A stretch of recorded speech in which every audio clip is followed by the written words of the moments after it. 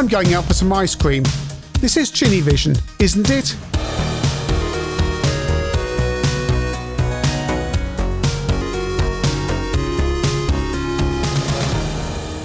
Shockway Rider is a 1986 game from Faster Than Light, otherwise known as Gargoyle Games. Copyright 1986, seems to have been released perhaps early 87. Certainly the magazines were reviewing it in their February and March 1987 editions. We start off on the Commodore 64 with this digitised, slightly strange screen where the man appears to kiss the menu. In the game, you are a vigilante, like Charles Bronson in Death Wish 75, and you have to eliminate the muggers, or at least survive until the end of the level. You can also kill passers-by. That doesn't affect you at all, and in fact, indeed can give you bonuses. You have to ride the Shockways. There are 3 speeds: slow, medium and fast.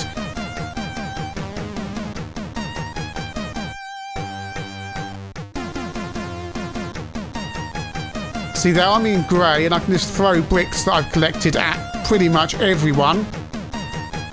Passers-by don't do anything, but muggers will actually come for you. And we're over to the Spectrum version. And you need to collect some weapons, otherwise you can just only punch the baddies. So we've got some bricks there. Wildly 475 bricks, perhaps? Yes, you do look a bit like Charles Bronson in the game. It's a bit like kind of you're this vigilante on the Shockway. Running some 48k plus at the moment. You can throw the bricks in 4 directions, up, down, left or right. It's quite difficult actually to throw them up and down, but you will need to do that at various points. It's not as simple as the fact... The thing that makes the game a bit different is the enemies come for you, can walk towards you, trying to avoid them and judging which Shockway you want to be on. A little bit harder. Amstrad CPC version.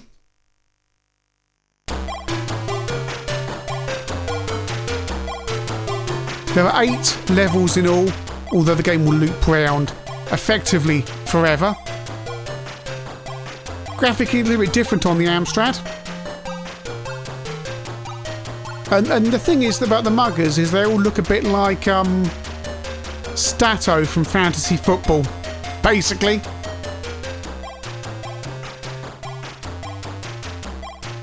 Moves nicely on the Amstrad, not a hit of flicker or anything at all bad like that.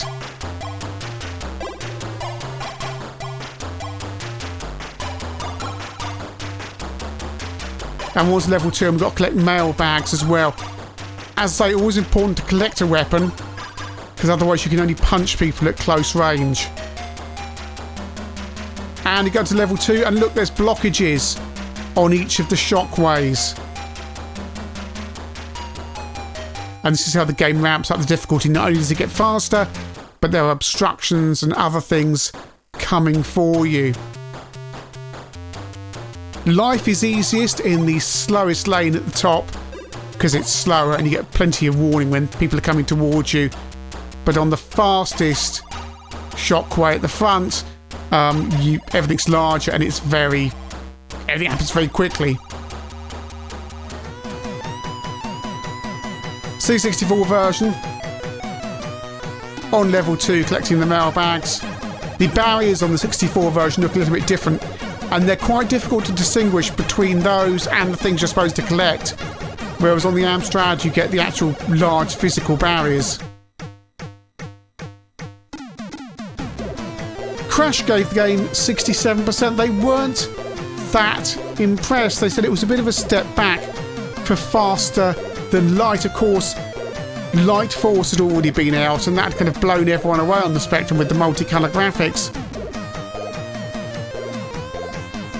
Amstrad Computer User, with their strange 3 reviewer scoring system, Nigel gave it 18 out of 20, Liz gave it 16 out of 20, and Colin gave it 19 out of 20. I now know, as you probably do as well, that Nigel, Liz and Colin were all the same person. Level 3 on the Spectrum, and we're running on my +2. There's no 128k sound. And all the baddies on this version look a little bit like Jimmy Savile in tracksuits. Oh, and they all do a kind of gesture in the air when they kill you and your head falls off. This level... Oh, no, I need to get some... I was going to say this level doesn't have ammo, but it does. One of the levels coming up has no ammo and you just have to punch people. Level 4 on the Amstrad. There is a timer on each level to complete it. I have turned that off on the Amstrad via the medium of cheating. It's odd because the game really doesn't need a timer on the level. It's a bit like Thundercats, if you've seen that review yet, or if it's perhaps not out yet. That's another game that is plenty hard enough, thank you, without actually also setting a time limit on it. Oh, just managed to avoid him. And now on the level 7, and this man on the right hand side really does bother me. Why is he kissing the menu? Who is he? What does he want? You've probably guessed by now that Shockway Rider is... It's a very arcade game. It's almost the kind of game where you're just pumping it with 10p's. Because there's not a lot of variation, it just ramps up the difficulty level. And by goodness me, it does get difficult.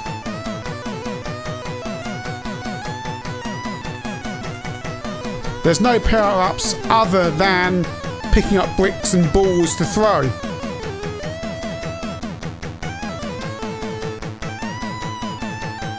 And you'll see me there, I was throwing bricks upwards.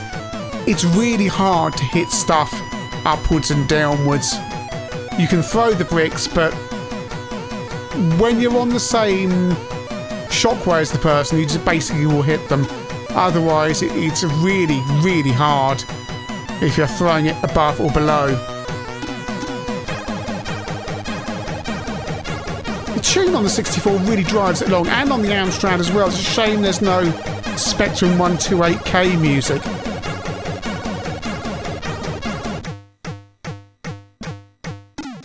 And it's a game you can really get into the rhythm of when you're playing it. Over to the Spectrum. And also you can kill passers-by and you get bonuses for that on certain levels.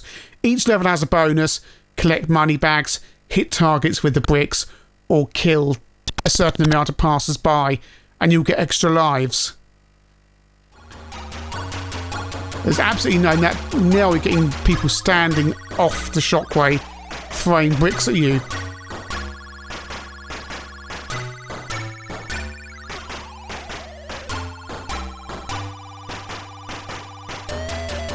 And that's the game completed on the Amstrad.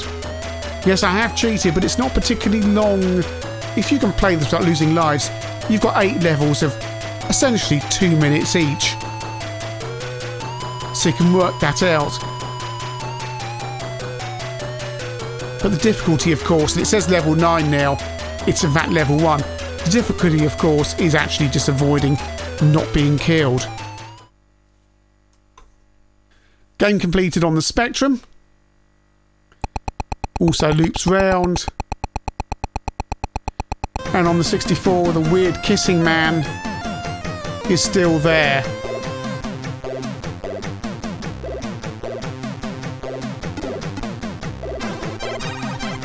Shockway Rider is the very definition of a coin pusher arcade game, but it's an original home computer game. It doesn't come from the arcades. This means it has instant appeal, including an attract mode, and you can get into it really quickly. But if you master it, you will complete it in no time at all. 8 levels of under 2 minutes each. I don't particularly care for the time limit. There's no real need for it, considering the game is already quite difficult. All it does, I guess, is encourage you to travel on the faster shockways rather than just hang around on the slowest one. All the versions are very attractive. Amstrad version has slightly different graphics, slightly enhanced punks and things like that in there. C64 version is very fast and smooth and works really well. Works best on a CRT with the scrolling effects, I find. LCDs just mess up the interlacing just a little bit too much. You will see it in the capture. Spectrum version, again, it's fast, smooth and attractive. Shame there's no 128K audio, just to give you that atmosphere that the C64 and Amstrad versions have. Crash gave the game 67%, and I can't really disagree with that. It's not an award-winning game. What it is a neat concept, perhaps more suited to an actual arcade machine. It's very well implemented, but ultimately there's not a huge amount of gameplay there.